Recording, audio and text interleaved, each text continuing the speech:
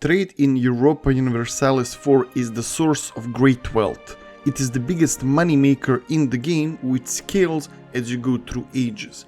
In late game, it will easily overshadow production and taxation as your main source of income. This is Strategy Ducks, and today we are going to speak about trade nodes in EU4.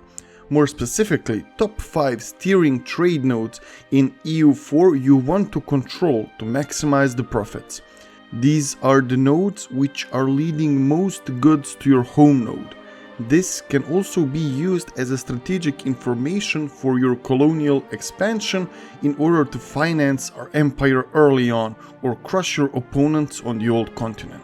One notable bonus from trade is fact that the richest node will later on spawn institution which will give you mana power and other lucrative buffs. Criteria which will be used to rank the nodes are ease of access, how much money it can squeeze through the node, its strategic position, which will cover the importance of cutting out other end nodes out of the access of goods, and also how many steering nodes which are pouring into them will be affected. If you enjoyed this video or this type of content, let me know down below in a comment section and propose some new comparison videos like this one. Since we are doing a steering trade nodes, there are 68 steering trade nodes, and in this video we will select top 5 you must control. Number 5 is Ivory Coast. This trade node is the most important African trade node. Its main importance is because it is the last steering node in chain which will enable you to decide where to send trade good, either English Channel or Genoa trade node. It is the second most important determining factor where the trade from Far East will go, and it is usually one of the first trade companies you will form in your colonial empire. Ivory Coast will primarily steer trade from every node in Africa, but it is also getting the steering trade from India and Asia nodes, which will pour in as well. As this node is the last steering point and it is being filled by other nodes from the east, it will scale as time goes on. However, what is its strength can be its weakness as well. Fact that you need to make sure to control other trade nodes which are earlier in the chain in order to make Ivory Coast top trading node is making it vulnerable to easy disruption if you decide to. Luckily for this trade node is that big colonial factions will always try to steer trade to this node.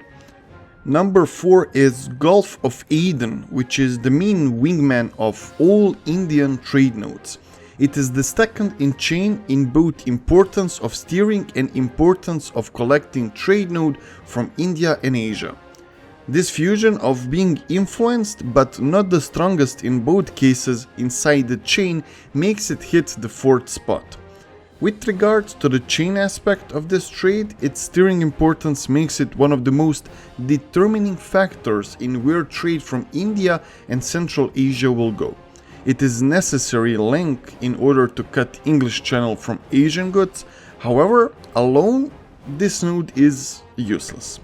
It is connected with whole Indian Peninsula, which is also getting part of the value from Far East, but also Central Asia, making this the easiest sea route to transfer trade goods from Central Asia to the West. Bad part of Gulf of Aden node, as we already mentioned, is that if you need to control upstream trade node to bolster its position, late game Mamelukes and Ottomans get a hold of this part of trade node as well, making it costly to fight a war with them. Caribbean trade node is number 3. This trade node, in my humble opinion, is the third strongest trade node you should control and use to steer trade.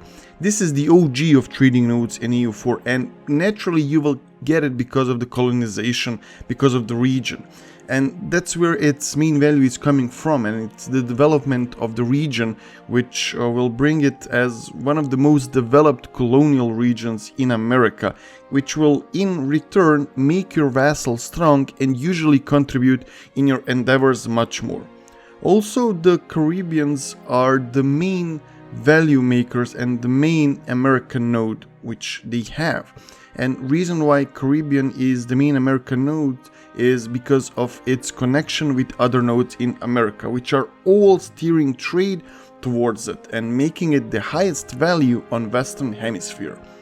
After the patches, they do not directly transfer trade goods to English Channel, but rather to North Sea and Sevilla, and then eventually to Genoa, making it easier to cut the value out. Now we are coming to the big players. Malaca is the main and the biggest trade node for Far East. Its main importance is that it is basically connected directly or semi-directly with all of the trade nodes in Asia, which is eventually bringing in huge amounts of money. It is also one of the richest trade nodes in the game. Even though this is a steering node and not the outgoing trade node, it really does feel like it's a start node, but with 3 times the value. Reason you can get this feeling is that Malaca has 2 steering paths, which enable this node to decide where the whole trade from Far East will go. English Channel is naturally easiest to boom, and Malaca can bypass the whole Indian Peninsula and almost directly connect to English Channel, as one of its steering paths leads to node of Cape of Hope, bypassing the whole trade train. This enables you to control Malaca without the need of controlling rest of the nodes in chain throughout the India. Trade value inside this node, once your trade connection is established from Far East, will easily overshadow any other steering node.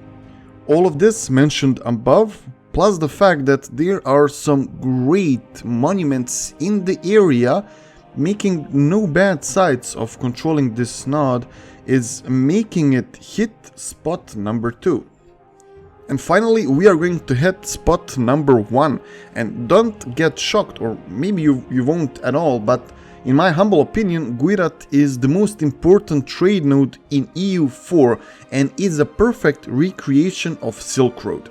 Gujrat is gaining trade value directly from India, Far East and Central Asia regions.